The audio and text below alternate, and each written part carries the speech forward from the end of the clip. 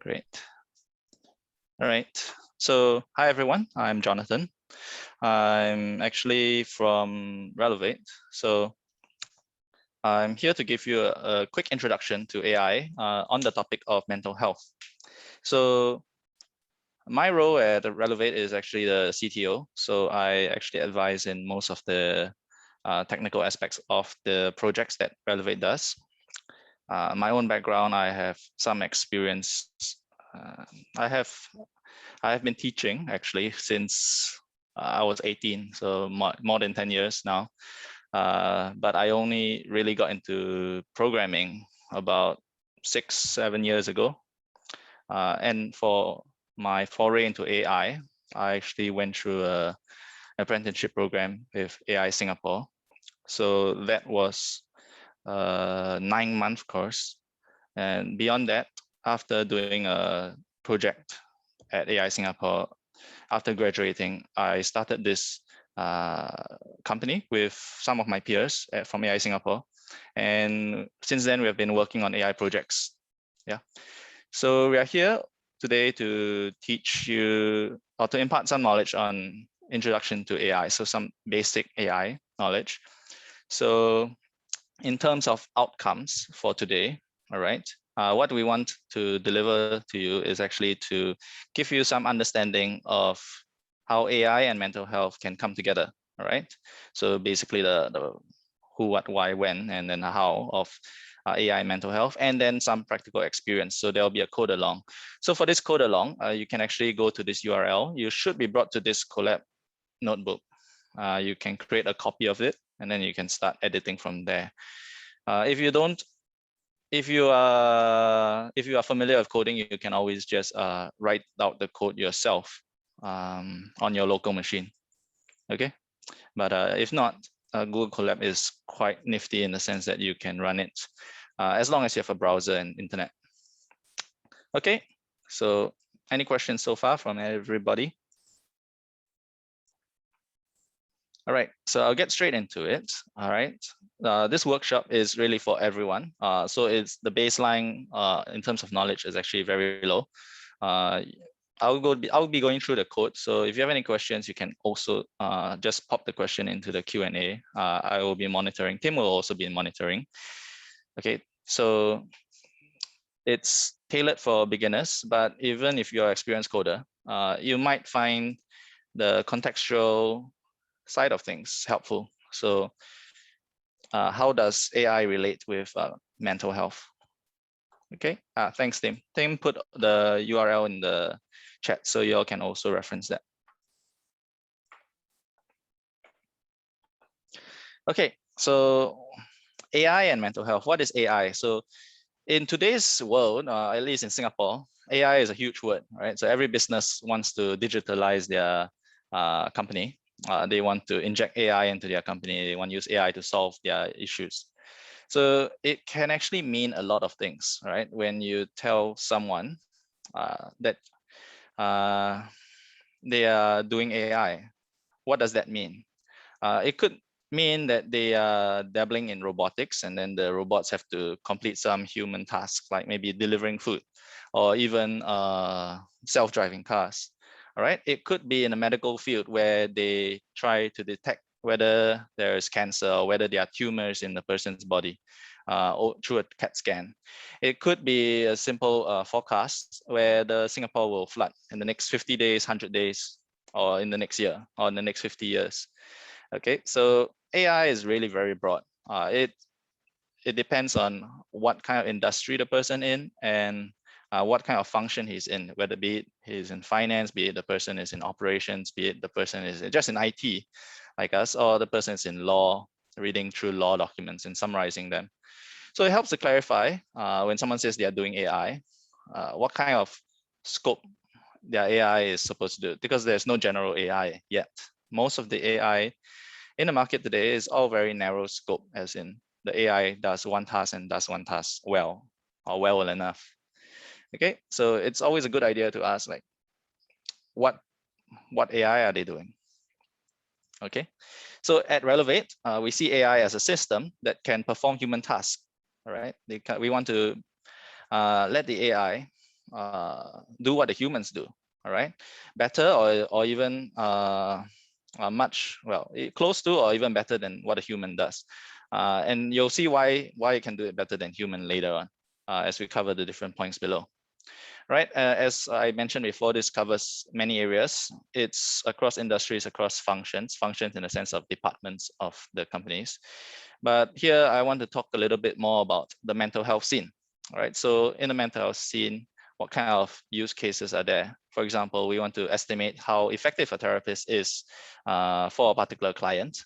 Right, we want to predict the effects of different types of recommended treatments for the patient. We want to know if a patient mood has changed or what might cause some change in the moods of the patient. And on the operation side of things, as a clinic, you might want to be able to use AI or utilize AI to do some optimized scheduling of appointments. For example, if you know that a particular patient is perpetually late or a particular patient's appointment tends to drag or ends really quickly, how best should we schedule these appointments? Yeah, right. So AI, all right, that's the really nice word. But on a lower level, if you are a practitioner, you would hear this word called machine learning more often than not. Okay, so some introduction to the terminology in this space is that machine learning refers to building models, right, or building a program that allows your machine to figure out the answer through experience with data, right? Importantly, is with data. So we'll actually be going through this process in this notebook. All right. So I hope by now you have already spun up this notebook and you're following along with whatever I'm saying. All right. So in machine learning, data is king. So you have more data for machine learning. You have more data, it's likely that you'll get better results, better accuracies, and your model will perform better. Okay, it's likely, very likely. All right. And today, the machine learning that we'll be doing is really classical, basic machine learning, not deep neural networks. Okay, just to qualify. Right. So why do we use AI and when do we use AI? So as mentioned before, we want to utilize AI because it can outperform humans on some tasks, right? What kind of task?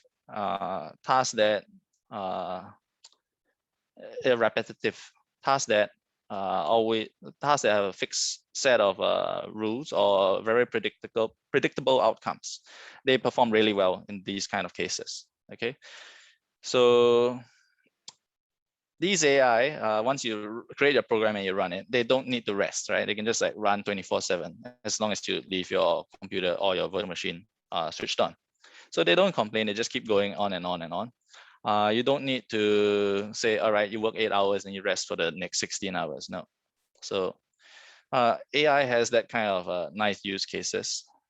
You build once, use forever. Of course, you probably might need to maintain and then tweak it, make it better. But more often than not, if you build a model for a very specific task well at the start, you don't need to do much maintenance later on. Okay, but of course, the more complex the problem, caveat, the more complex the problem, the larger the kind of maintenance you need to do. Right, why and when do we use AI? So most AI systems is able to perform close or better than human counterparts, all right? That's because these AI models, if you scope them properly, if you scope them in a narrow enough scope, they would be able to do that job fairly well and fairly accurately. Okay, so what do I mean? For example, you want to predict whether a person in the frame is wearing a mask or not. That can be done by AI, right? So it's a very simple thing. A human takes one look at a picture, it will take maybe a split second to decide there's a mask, there's no mask. An AI system can do that 24/7 without resting, right? If your task has problem scaling, you might want to consider using AI as well. So for example, my own pet topic, right? Teaching. So teaching is actually a very human intensive problem, right? you need teachers to talk with students, right? If you want to scale an institution, you want to have many classes, you're going to have lots and lots of teachers, because as your number of students grow, you need more teachers. It's very human intensive. So how can we scale? You can scale by using AI. So a lot of times teachers might be bogged down by lots and lots of questions from the students, right? And if you think about it, all right, or if you have some experience teaching, most of the questions are not new. Any question that a student has is likely that a student before has asked before, right? So in that sense, if you have a repository of questions and answers that you are able to, if you have a database or repository of question and answers, you can create a question answer bot or question answer AI, such that when the student asks a question, they are able to get immediate feedback. So the teacher is sleeping, the teacher is resting. They don't need to be on standby 24/7, right? The AI can. All right. And last point, which is actually really critical. All right. If you ever want to productionize something on a practical level, so this is from experience at Reluvate, you should only start looking at AI when you have ready data. If you don't have the data on hand or you don't have data ready, it's going to be a very long process for you to do your data collection, data cleaning, before you can start looking at building AI models. Because you have to start building pipelines to aggregate your data, to collect your data, which in itself is a massive Herculean feat to do. Okay. All right. So now coming back to mental health. If we were trying to replicate a therapist, very human intensive task, right? A therapist will go through many years of training to know how to properly counsel their patients. If we want to try to replicate a therapist using AI, right? Even if we can get it functioning at 70% of a therapist, okay? What could the kind of impact be on the people who are suffering from mental illness? So if you find that there is a gap in, say, the number of therapists, okay? If there is the shortage of qualified therapists, all right, or shortage of people working as therapists, could AI fill that gap? Okay, so even if you get it working at 75% of how a therapist is, what kind of impact can you have on people who are suffering? Then you ask, what about other 30%? So you can already see how people do these kind of things with some products on the market. So these are chatbots, right? So they try to perform as a therapist. They basically talk to patients. Okay, so you can see this example over here. And then the extra 30% that it cannot really cover, that's when it falls back to the actual therapist. So it covers, like, it relieves the therapist 70% of their mundane work, or even like obvious questions. Okay, so over here you can see this example of a chatbot. And this chatbot is chatting with a patient, and the patient's the one in green, and the chatbot's the one in white. So this is the patient, and this is the chatbot.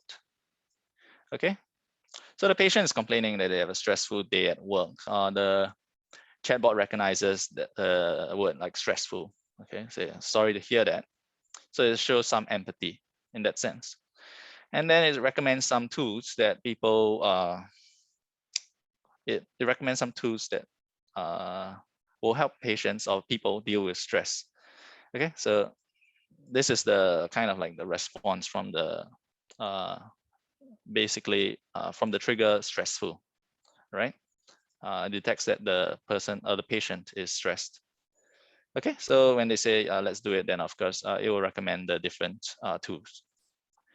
All right, then when the person comes back again and chats to the chatbot the second time, right? It's great to see you again. So again, shows empathy, right? And the person just does some casual conversation. All right, I just finished cooking dinner.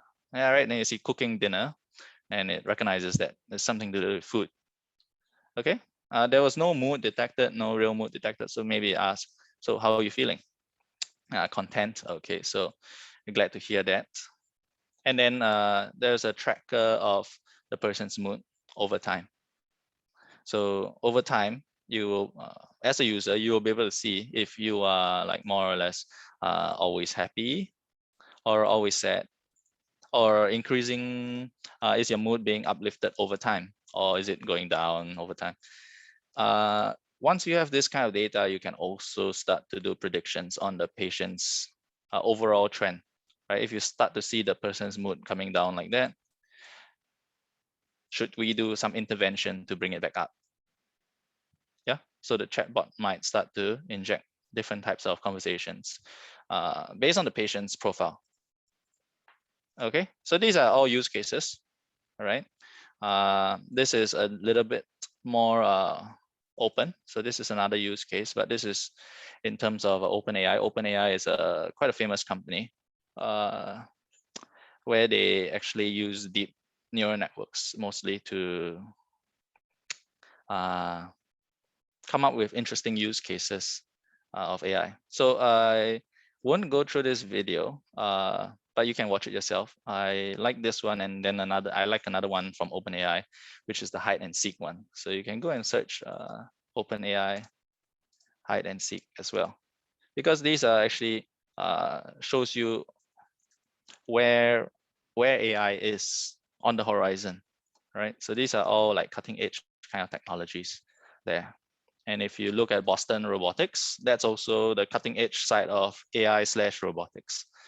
So for there's also Boston Dynamics, I think. Boston Dynamics for in the field of robotics and AI. Okay, so any questions so far from the people watching this? Okay, I still see it's no questions, no answers. Okay, so I'll just carry on. Right, where you can apply AI in mental health. All right, so there are actually many places. So this is your hackathon for MindfulHacks. Yes, so this probably will tie in like, where do you want to inject AI into your application that you are building? So where can it be applied? You gotta figure out what kind of problem you're solving. Then you decide how AI can be used to help. So now that you've seen some examples above, you might have some inkling of how you might want to use AI in your application for this hackathon or beyond, if you have some other ideas in future.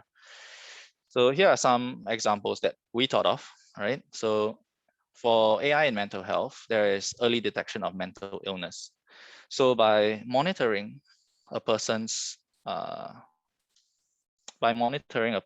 behavior on social media, for example, you can actually learn to detect a person's mood, right? If you want to be a bit more intrusive, you can also monitor people's phone calls, or you can track their data on other applications, and then you can link them all together to one cohesive picture or profile, to build one profile of the person. But that always depends whether you have this data available or not. Okay, so if you're like Facebook or you're like Google, and then you have Google Analytics and Google Track, well, Google inserts cookies on all the websites, and Facebook inserts all the cookies, tracking cookies on your browsers. So they are able to build a profile of what you are like through all the sites you visit. Yeah. So that's one use case, but that's possibly if you already build a kind of like entire ecosystem to track a person's life, a digital footprint. Yeah, so life on the internet. Yeah. So yes, so this one, there's also the idea of data privacy. So there is another aspect of AI, which is ethics in AI. Is this ethical to look through everyone's data from start to end? That's the reason why AI is not by itself, but AI comes together with a lot of other nuances. Like, we can do it, but should we do it? That's another topic that I'm not covering today. Yeah. So if you can use the data, sure, by all means. You don't actually only need to use social media or internet digital footprints. If you have access to a medical clinic and you have access to patients' data, right? You can make use of biomarkers. For example, what's their blood pressure each time they come in, what's their sugar levels, or even like what's the proportion of how would I say this? In general, it's biomarkers. You make use of biomarkers to do predictions of mental illness, right? So their clarity of thought, etc. So that one, it depends on the patient information that you get, or the patient information that the clinic collects, right? So probably if you are just in IT, you don't have control on this. So you will have to understand what the clinic collects first beforehand. Yeah. So this would lean more towards research. Yeah, clinical research, where they start to collect data and then they try to do some predictions on what kind of illnesses there are. So it could be depression, it could be Alzheimer's. Yeah. All right. Second point is second idea is you can actually do more informed treatment options. So being able to match a therapist with a patient is quite important. So most times, it's the success rate of a like session or a therapy depends on whether there is a good rapport between the patient and the therapist. So one way you can inject AI into this system is to build profiles of the different therapies and build profiles of the different clients and make on one side a graph where on one side you have all the clients and on one side you have all the therapists, and then do some matching from there, right? So if you know that this therapist has success with this set of clients, all right, is there another client who has a similar profile with clients A, B, and X, right? Who has matched with this therapist T, all right? This therapist George, all right, being too mathematical. So we have a therapist George, and then we have Alice, Ben, all right, Alice and Ben, who had successful interventions, all right, with George. Then if you have a new patient, Douglas, who is having a similar profile with Alice and Bob, then we are likely to recommend George to Douglas, right? To this new patient, Douglas, because of the success of Alice and Bob. Yeah. So that's the kind of idea behind this matching, right? It's kind of like Tinder, coffee makes bagels for therapy. Yeah. Okay. So the next point is treatment of mental health problems, multifaceted. There are many kinds of treatment options. A therapist might want to recommend you to do meditation. A therapist might want you to take some change some things in your lifestyle, change the food that you eat. All right. So different types of options presented by the therapist might have different effects on the patients, and the efficiency or the efficacy, all right, or how good the option is would change depending on the patient. So are we able to do this kind of recommendation to the patient and recommend it in such a way that it is the best outcome predicted? Okay, so how do you do this? It's through data. It's always through data. So you need his past profiles and the trends of recovery rates, how people respond to different treatments. Yeah. All right. Intervention. We're going to talk about this one today in the code along below. So for intervention, we talk about like things like chatbots, right? You can look at how to create a chatbot, how to use communication tools to build trust. All right. So what I mean by build trust is like actually showing a lot of empathy, right? If the person say, I had a really stressful day today, and I say, okay, how about these tools for you to help you cope with stress? feels very mechanical, doesn't really generate the kind of like empathetic kind of mood that would help build trust. Okay, so it could be as simple as, I'm sorry to hear that. Do you want to share more about your day, or would you like to talk about something else? It gets the kind of inputs from the user to show that, you know, they are still their opinions are still valued. Okay, so there's a lot of building empathy when you are doing something sensitive like mental health. Okay, all right. Another one is more chatbots. So usually intervention is for chatbots because when people need help, usually they will reach out. Most of the time, if they cannot reach anybody, that's when their mental state will like crash. Yeah. Okay. So in terms of AI, I'll just walk you through quickly because we're going to do the same thing later. Walk you through quickly what the AI pipeline or life cycle looks like. So you first got to define the problem you want to solve, all right? And then you need to gather the data you need to solve that problem, all right? You will process the data or clean up the data, all right? And you may, at this point, you may also need to explore your data and see what's inside the data itself. So are there any trends? Are there any unexpected things that you should be aware of inside the data? Okay, then you select a model that you like to use. So there are many types of models available. So usually you might decide if you want to do there are different types of problems as well. So it could be a regression problem or classification problem. But those are AI terms. So, but just need to know, you just need to know that you need to select a model, right? It could be a computer vision, a model to solve computer vision problems. It could be a model to solve time-based problems. So for example, speech to text. Speech to text, there is a concept of audio flowing from over time. So that might be a time-based model. And then once you have the model, you have your data, you can start training your model. And then you will test and evaluate your model. All right, then there's one last step, which is step 7, which is to deploy and use the data, use the model in real life.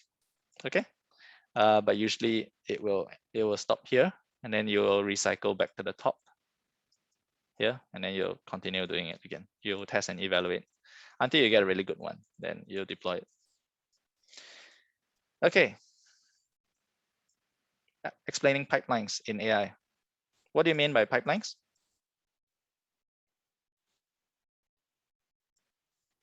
Okay, I think I might know what you're talking about. All right, so in AI, let me grab my writing pad. Okay, it's okay. I'll just use my mouse. So if you are talking about pipelines, usually a pipeline, there are 2 different type pipelines.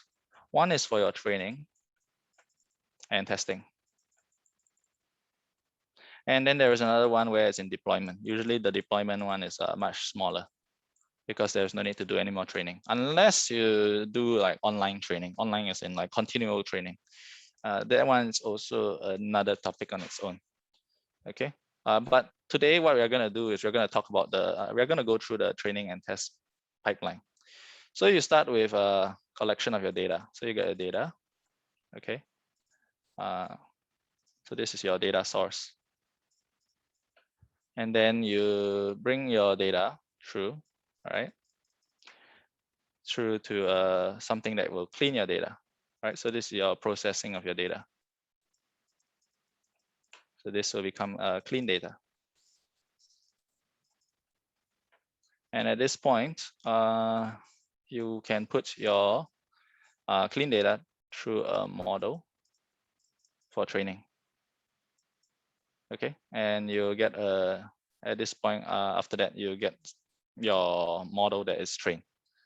Okay, actually, for clean data, you will want to split that into 2.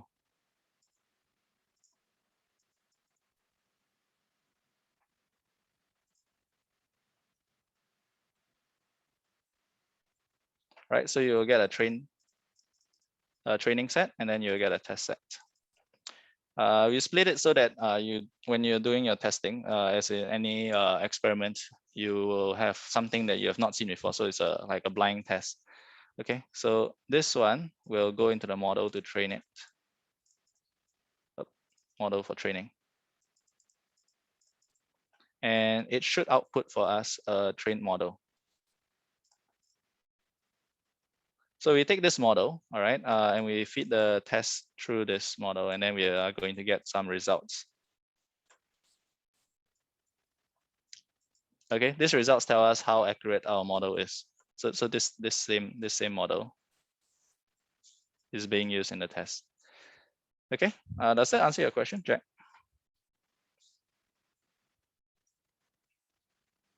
Yeah. Okay. So I hope you have accessed this site. So now we're gonna start a code along. Right. So the first thing first is you can download this one. This is a package. All right. So in Jupyter Notebook, exclamation mark means you're gonna run something in the terminal, and then we're going to basically open up terminal and do a pip install of this praw. So praw is just a package, right? That will help you do a script Reddit. So for this problem, we are going to collect our data from Reddit, because Reddit has lots and lots of text data that we could use. Okay, so pip install praw. Right, so this is going to run inside your terminal, and it's going to install this package called praw. Right, after installing, it should say it's installed, and then you can import praw and pandas. Pandas is it's used for data science. It's a data science related library. All right, and more often than not, people are going to alias pandas as PD. So you always see this import statement. Import pandas and alias it. Rename it as PD. So whenever you need to call the pandas library, you just call it PD. Right, so you import the libraries that you need, and then you can log into Reddit. All right, so for Reddit, you actually need to have some credentials. So you have your username and password. Okay, if you don't have Reddit account, you can always just sign up. It's free. But that means Reddit can start tracking you whenever you use Reddit, and then can see, oh, this account, what kind of subreddits does it like to view? This account, how often does it stay on each subreddit? What kind of post does this account like? So they can start to build a profile of you. That's why they like you to create an account, so they can track you over sessions. All right. So that being said, you got to put your username, your password there. I have it in a credentials file, but you can always use your own. If you don't have that, it's okay. Down below later on, we can still get the data from here. So I've uploaded the data anyway in this URL. So later on, you can still start from here. Okay. Okay, so just showing you the data collection process. So once you've logged into your Reddit session, you can write a function to retrieve the top n posts, the top number of posts that you like from a particular subreddit. So subreddit would be something like a topic. Okay. All right, so this one, it will return us the data frame of all the data. So for myself, what I want to do is I want to pick the top 1,000. So I'll just change this number to 1,000 over here from 2 subreddits. The first subreddit I want is to go to depression and get the top 1,000 posts. And then I'm going to go to casual conversation, because I feel that casual conversation shows that it's non-depressed. I assume that it's people inside casual conversation are just casual, not depressed people. All right, so that's the assumption that I make. Okay, so whether or not that assumption is valid, later on when you explore your data, you can go and verify that this is true or false. Okay, this line over here, all right, you don't need the time. Time was just me being curious how long that takes. All right, so this line over here says that retrieve the top 1,000, right? Retrieve the top 1,000 posts from depression subreddit, right? Using my credentials, all right, and save it inside a data frame called DEP, depressed. All right, and this line is the same thing. So if you were to read it off, it's to retrieve the top 1,000 posts from the subreddit casual conversation and save in the data frame called non-depressed. Right, then I'm going to append all my data together and just call it like one entire chunk data. And this line, the last line over here, is to save this data as a CSV. So most of the time when you work with data, especially if you're going to download data, you will only need to download your data once. Once you download your data, you can save it in a local file. And then you can just read in from your local file from then on. So CSV just means comma separated values. All right, then your data is just separated by commas. You can open up the CSV file later and take a look. All right, so now I mentioned that we want to take a look at some of the posts inside here, just to do a quick exploration. Is it true that depressed is really like people who are depressed? Is it true that casual conversation are not depressed? At least the text inside the posts. So you can just take a look. You can go and print them out. So I've printed the top 2 posts in each of the categories. So post 0 starts counting from 0. All right, this is me, don't get me wrong. Didn't leave my bed, all right? So it sounds really depressed, okay? To me, all right, it sounds depressed to me. Like the person is depressed. Maybe it's not to you, but it is to me, right? Then there's another post, all right? I am a 54-year-old male, blah, blah. I had a hard life. It's quite a long post, all right? I think this sounds very unhappy to me, all right? So I think this is depressed, okay? All right, then let's start with casual post now, right? Something maybe all lighthearted, or we feel, or that's my assumption. I felt that it's possibly going to be not depressed.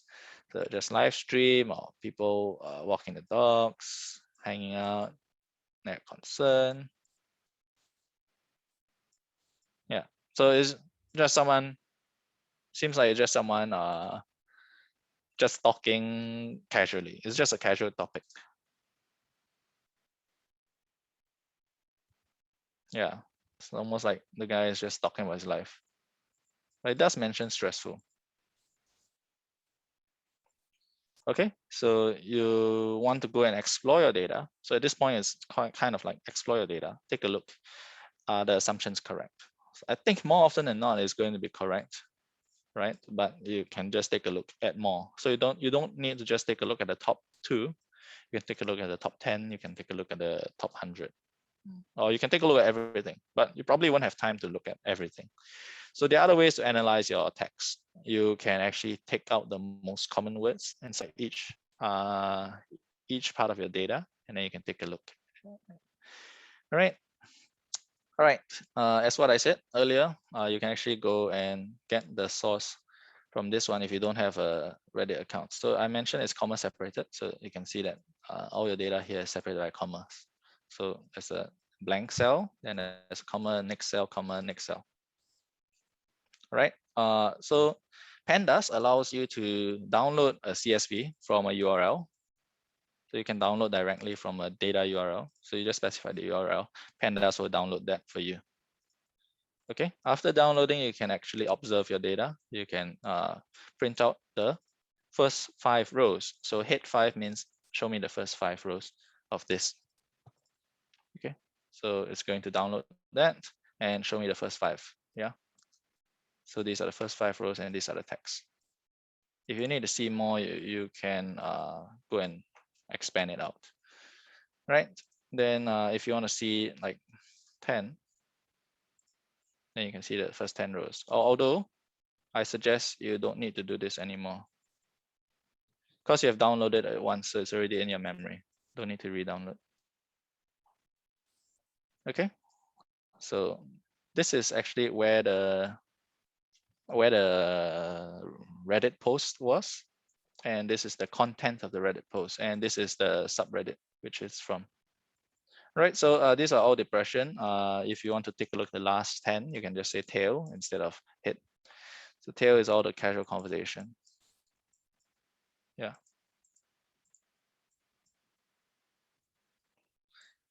So from what I can see, over here. Casual conversation actually looks like it's a mix. Yeah, for example, I can see I'm constantly consumed with the fear that, so it sounds a bit stressed. So I might want to go and take a look at these kind of posts and see if it's true that it's actually like just non-depressed. So that will be a bit of extra cleaning on that side. So this is a bit of exploration of the data. All right, so after you explore the data, you clean up the data, all right, you can actually split your model. So I mentioned earlier that you're going to take your clean data, and we're going to split it into two. Okay, so this is a package called sklearn, all right, a library called sklearn, scikit-learn. It's quite famous in the data science, but the Python data science community, because it's actually quite powerful. All right. If you go to deep neural networks, then you would see things like Keras or TensorFlow or PyTorch. Those will be the deep neural network libraries. But for all classical machine learning libraries, you would most likely find them in sklearn. Right. So over here, we are going to do a train test split, which means we're going to split up the data into two sections. We're going to split the data into a training set and a test set. So training set and test set. And we're going to split the ratio into 1:4. Okay, so I mean, well, 2/10 or 1/5, right? So the test set is 1/5 of the original data set. So the test is 1/5. Then the training is 4/5. Okay. So this splits the data up for you, all right? In any machine learning or supervised machine learning problem, you always have your X and Y. All right, X and Y is basically going to be your features. X is your features and Y is your target or your prediction or your expected prediction. So all I'm gonna do is I'm going to try to take the text, and based on the text, I want to know the type. Is it depression or is it casual conversation? Okay, so this is your X and this is going to be your Y. We are trying to make use of the X and trying to predict the Y. Okay, so make use of the data to try to make a prediction for the Y value. In this case, the Y value is going to be, is it depressed or is it casual conversation? Right. Now, this is the part where we build up a machine learning pipeline. This one is separate from the AI lifecycle pipeline. Right. This one is just the model. You're just going to build a model called pipeline. So this model, which is a classifier, is going to classify whether it's depressed or casual conversation. Will consist of three things. First, it will vectorize the text. Then it will transform the text using a TF-IDF component. And then the model they use is actually a multinomial naive Bayes. Okay, so many of these things you can actually go and look inside sklearn, but we'll talk more about these things later on if there's time. So I'll just run through quickly. This is defining the model that we want to use. This is actually training the model. So you fit your data, you fit your model on the data. So it's really like dot fit and dot predict. There's a joke where that when you want to train an AI model, you just dot fit and dot predict, which is in a sense true once you get all your data lined up. Okay, so over here, we do a prediction and we make use of some libraries to do some plotting. So these are visualization libraries.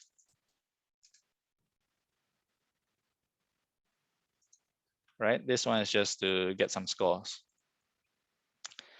Right, and then here is just printing all the details for you to read it as a human. As humans, we process things by looking at charts.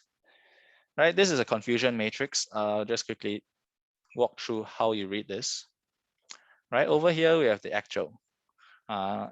Actually, depressed posts, there are about 185. So if you add these two up, you get 185 actual depressed posts. Actual casual posts, it's 195. Okay, 195 actual posts that are actually casual. Now on the flip side, we have the ones that we predicted. So on the x-axis is what we predicted. So we predicted casual, but it was actually depressed. So the post was depressed, but we say, hey, it's just casual conversation. So that's not so good, right? The post was depressed and we predicted depressed. Sorry, the post is depressed and we predicted depressed. So we predicted this correctly, right? 123 times out of 185 times, okay? So this is how you can read a confusion matrix. Then you can just go and like do some computation to go and see what's your accuracy in terms of predicting depression. All right, so one of the questions is, can you use other data visualization libraries? For example, Plotly, Express, Matplotlib. Yes, you can use whatever you like. Those are a little bit more interactive, especially Plotly. I think there are others which I cannot remember offhand. 3D.js, JS3 or something like that. D3JS, if I'm not wrong. Those will become more interactive. These Seaborn is easy to use, all right? It's really just like heat map and then you throw in your data, but it's static. That means you cannot interact with it. Things like Plotly, you can hover over and then you get extra information. But I would think that is more on the BI or business intelligence side of things when you actually develop these kind of tools for analysis of data. In this case, what we are using it for is to actually see how well our model is performing and to understand what is our model failing in. So at this point, I can actually say our model is actually very good at predicting casual conversation, right? Not so good at predicting when when posts are depressed. Okay. So then it's like, can we do better? How can we do better? Right. So I'm gonna try same thing, but I'm gonna try a different end model, right? Which is a stochastic gradient descent classifier.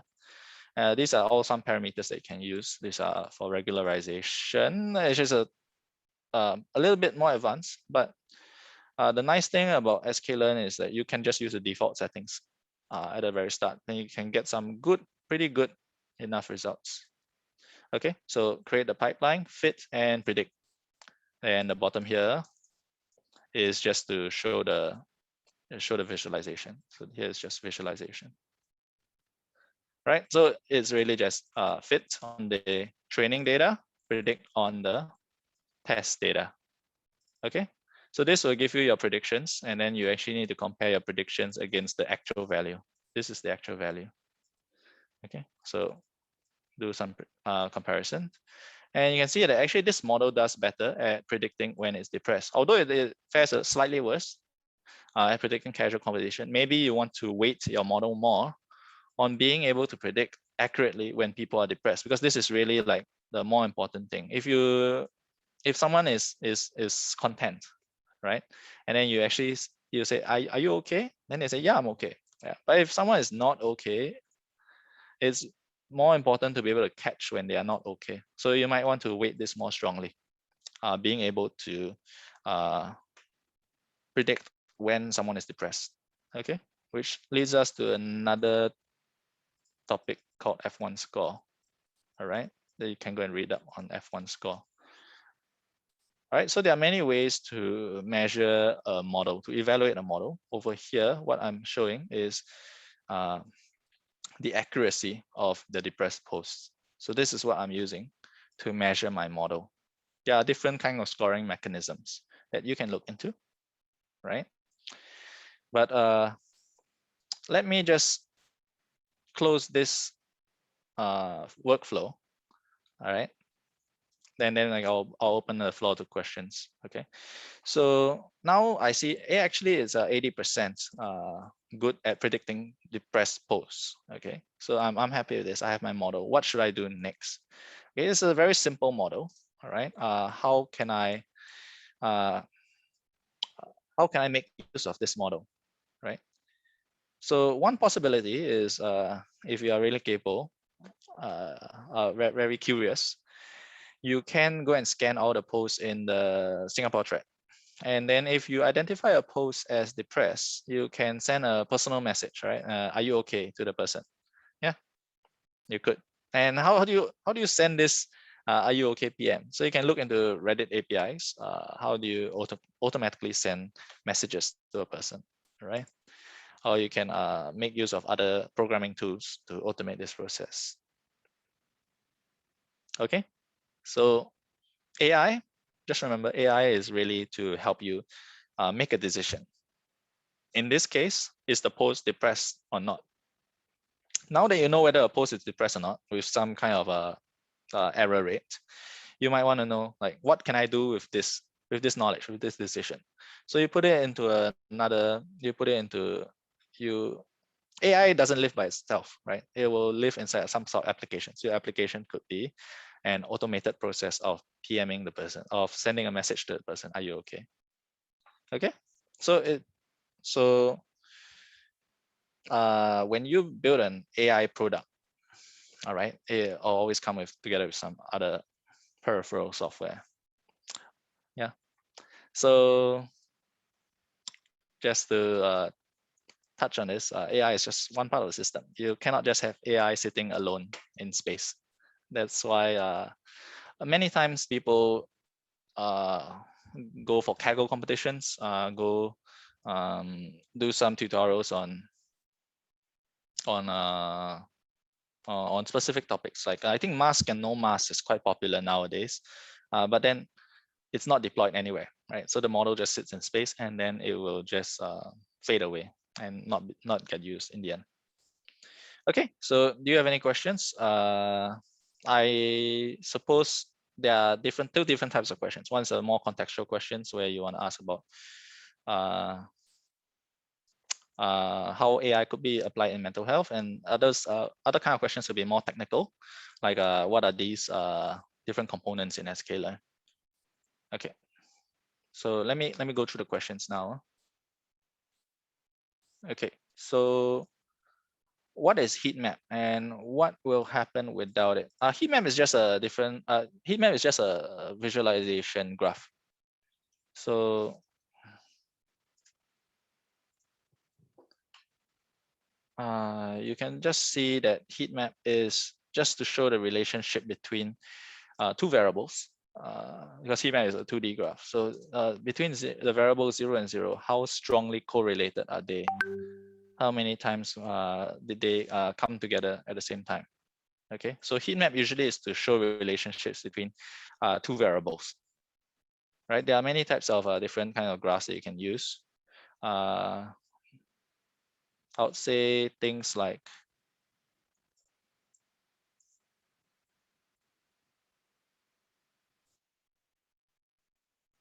let me see.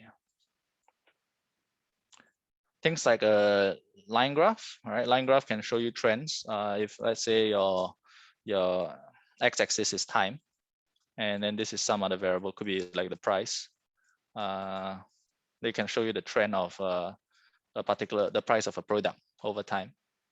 So heat map shows you the relationship. In this case, a confusion matrix making use of heat map shows you how often casual and casual was predicted correctly. So if this is very dark, so visually, if you see it's very dark, that means it's faring very poorly in these two quadrants. Right? If you see it's very bright or more beigey, then you know it's faring well. So this is the like how many times, the number of times it hit in that quadrant.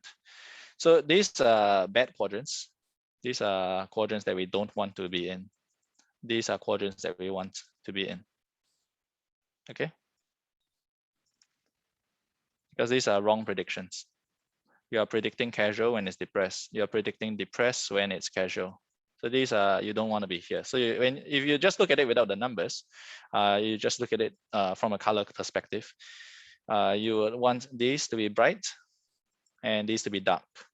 So if I look at the other model, I can see, oh, it's actually, this one is actually pretty bright. So I know, like, this is not so nice. Okay, so this is how you can interpret the heat map if you don't see the numbers. Yeah. Must test size always be 20% and train size 80%. No, it's not necessary. But if you go and look at a lot of machine learning pipelines, usually they use just 20%. It also depends on your data set size. If you have a large enough data set, I think it's possible to go like 33%. If you want, you can even go 50%. If your data set is large enough. Large enough is in like millions of data points. Yeah. But if you only have like 1,000 or 2,000 like this, 20% is fine. Yeah. In fact, you can try 10% also. As a general rule, you should try to have minimally 10,000. So I would say that this one is actually not good enough, but it's okay because if you have this, you can just tweak that number to the top 10,000 posts. Or if you, since you're adding them up, we can just say 5,000 each. Yeah. And then you can get more and more posts. Is there a mentor here who can help with creating interactive graphs? I think that one would actually be more for Tim to answer. Hi, yeah. So I know we have a few mentors who are capable of helping you out in AI. Maybe you want to post your question into on the project mentoring chat, and then we can see if any of them are able to answer your question. I think it should be all right. Okay, all right.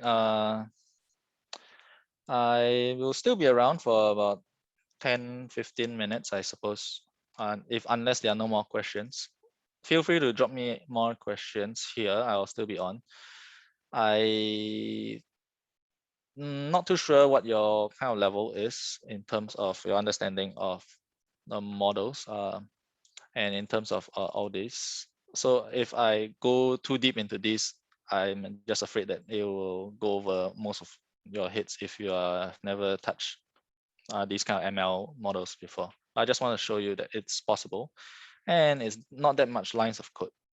If you want to try to use it, you can, most of the time, if it's your first time, just copy and paste it. Just copy and paste the models first. As you get more and more experience, then you will start to understand how to tweak different parameters. And for example, like n-gram range, what's n-gram? Then you start to read out like what are stop words. Stop words are basically words that you ignore, like the, was, is. So these are stop words that you don't so common that it doesn't make sense to track these words. Yeah, but it's for naive kind of I don't say naive, classical kind of machine learning models. Usually deep neural network, deep learning, they won't care. They'll just consume all these words. Yeah.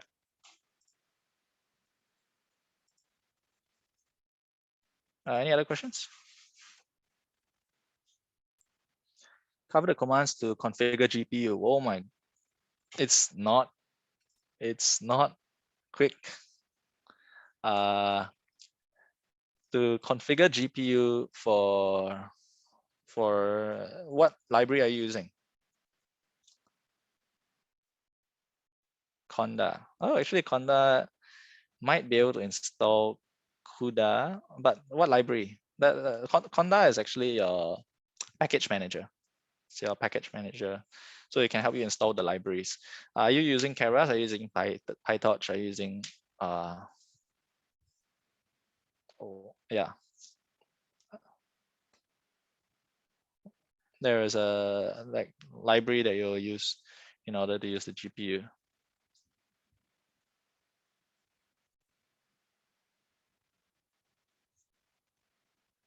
I'll use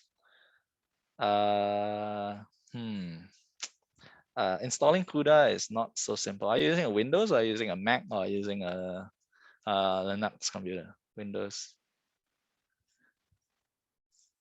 you probably have to go and see CUDA installation. First, you need to go and figure out what your driver is, and then you need to know what library you're using. But if I'm not wrong, Conda actually does the installation or setup of the CUDA for you.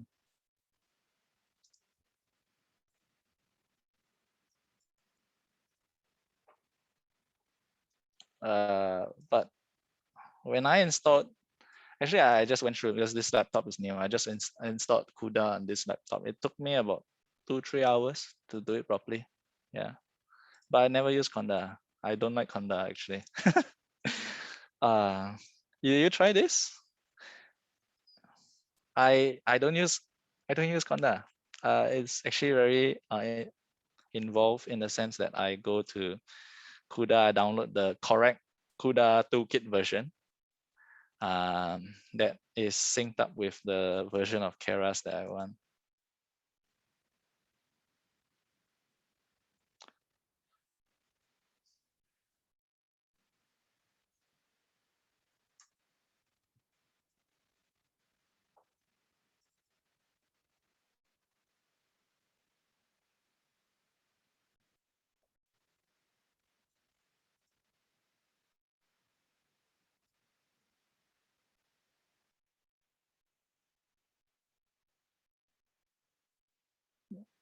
Yeah, if you use TensorFlow / Keras, they are together now. Then you probably want to follow this guide if you don't use Conda.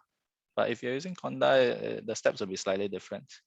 And if you want to do without Conda, I suggest you like uninstall Conda and all that. But you can try it with CPU first.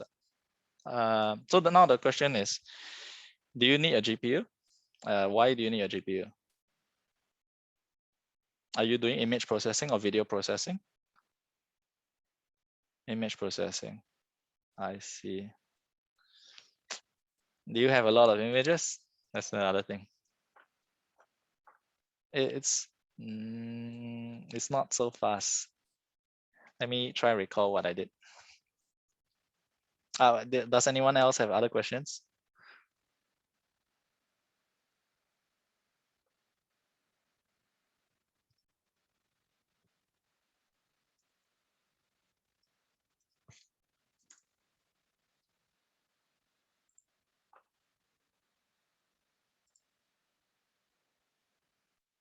Yeah, so Jack, now the question is, which TensorFlow version are you using? If you're using TensorFlow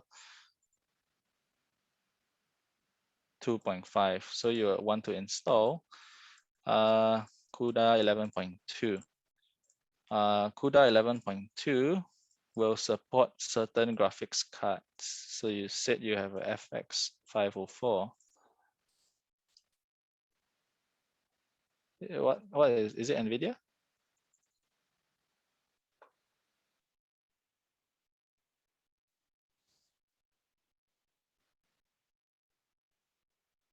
No, FX 504 is a laptop model.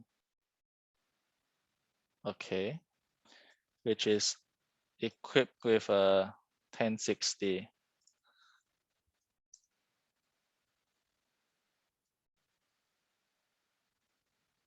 You may need to run this.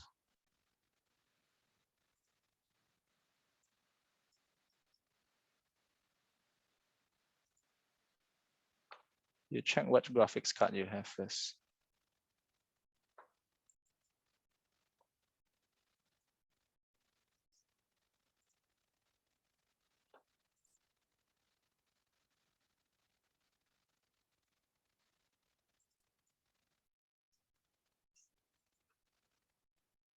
You confirm that you have the graphics card, which is a 1060.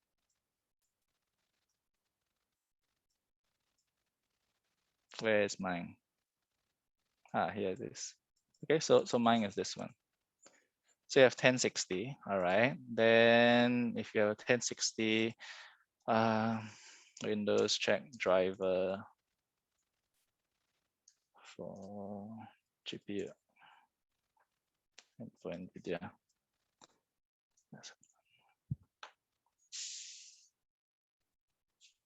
So you open up PowerShell. It's called NVIDIA SMI. You check your driver version first. You check if you need to update your driver. The command is NVIDIA SMI. It's very involved. Like the reason why I can do it okay-ish is because I did it several times before and I screwed up several times. Because the documentation is all over the place. So the things that just give you a brief overview of what you need. You need to make sure your driver version is compatible with the 11.2 CUDA 11.2. Then you, after install CUDA, you also need to download CUDNN, and then this zip file, you unzip it, and then you put it into the CUDA folder that you installed into your computer. Okay, so you ensure that your 1060 driver is up.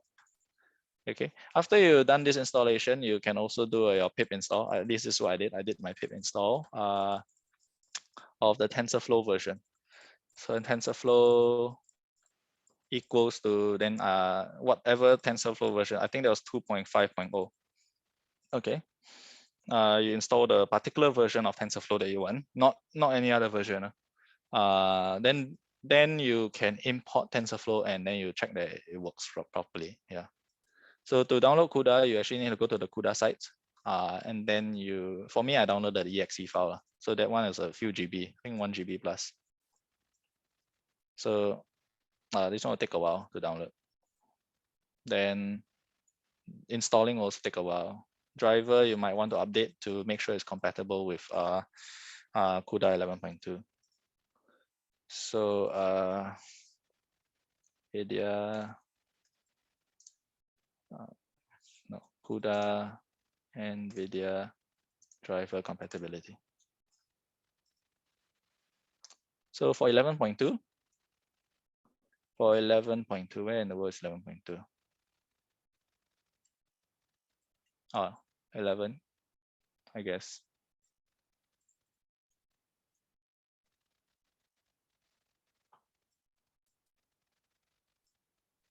You need to make sure you have, where's 11.2 actually? Here. You need to make sure that your driver that you see here is at least 456.38 or more. Okay. Yeah, so it's all over the place.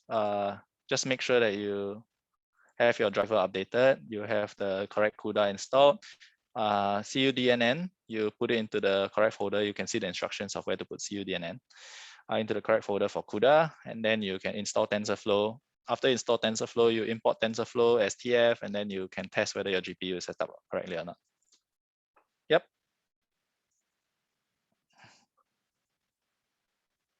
Any other questions? That's not that's this is setup related. I would say that setting up a GPU enabled environment is actually one of the most painful things ever. When I first got my 1060 many years ago, I tried to install CUDA, but because it was my first time trying to install the environment, what I didn't realize is that 1060, there were no drivers for 1060s then.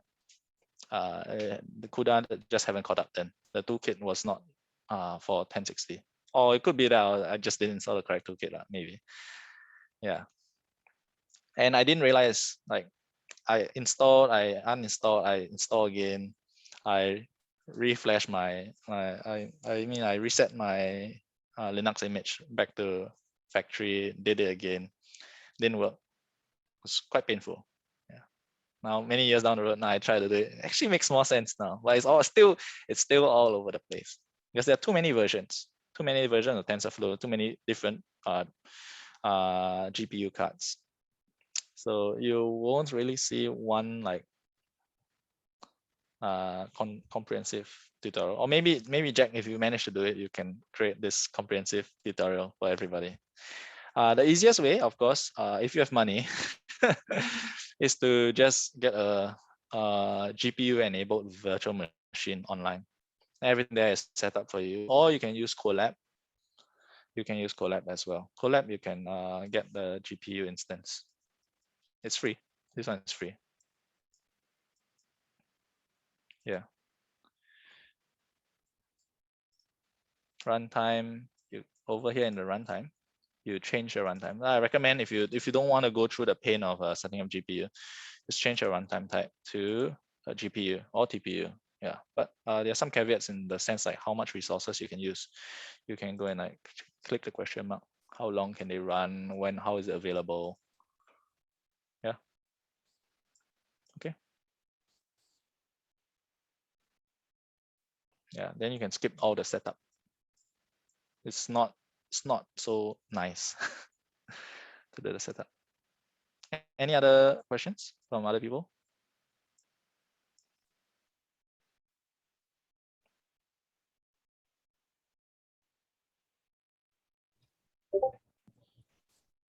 Perhaps if there's no other questions, then we can end the session here. Okay. All right. Then I hope everyone has a very fun time at MindfulHacks, and I hope that you all get to come up with interesting applications. If possible, inject AI into them, because AI doesn't live alone. Yeah. All right. See you, everybody. Bye. Bye. Thanks, Thanks John, for your time. for Yeah. thanks for holding the workshop. Yeah. Thanks everyone for dropping by.